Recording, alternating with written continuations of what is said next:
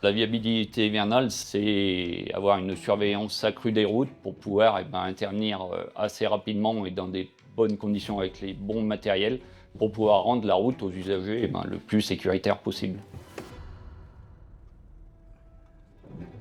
Oui, Georges, neige de partout, hein. Le patrouilleur part à 3h30. Dès qu'il a constaté un événement, il appelle son responsable. On se met d'accord sur les conditions de route et le nombre d'équipes qu'il faut. Donc comme ce matin, tous les secteurs étaient enneigés, donc on a fait partir les 3 camions sur les 3 circuits que compose Saint-Jean-Chevalet. Donc et on fait le point régulièrement pour faire remonter des informations au PC Route sur les améliorations ou si les conditions de circulation se détériorent.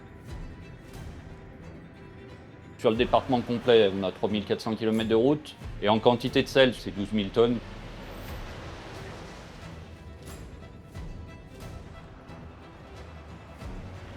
Pour les usagers, la viabilité hivernale attaque début novembre quand les conditions météo se dégradent jusqu'à fin mars qu'elle s'améliore. Mais l'organisation d'une viabilité hivernale se prépare bien en amont, hein.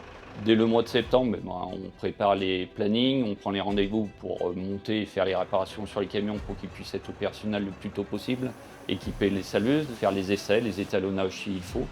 Sur le mois d'octobre, on a un certain nombre d'équipements à mettre. On a des panneaux de danger sur les zones où on risque de rencontrer du verglas. On a des perches à neige sur les virages. On a des filets par neige aussi qu'on met en place pour éviter les congères. Et puis après cette fin mars, il y a le démontage des camions et préparer les remettre en état pour l'hiver suivant. Et puis également, on fait une réunion de débriefing pour faire le point sur l'hiver et voir ce qui a été, ce qui n'a pas été, pour être plus performant et s'améliorer les hivers futurs.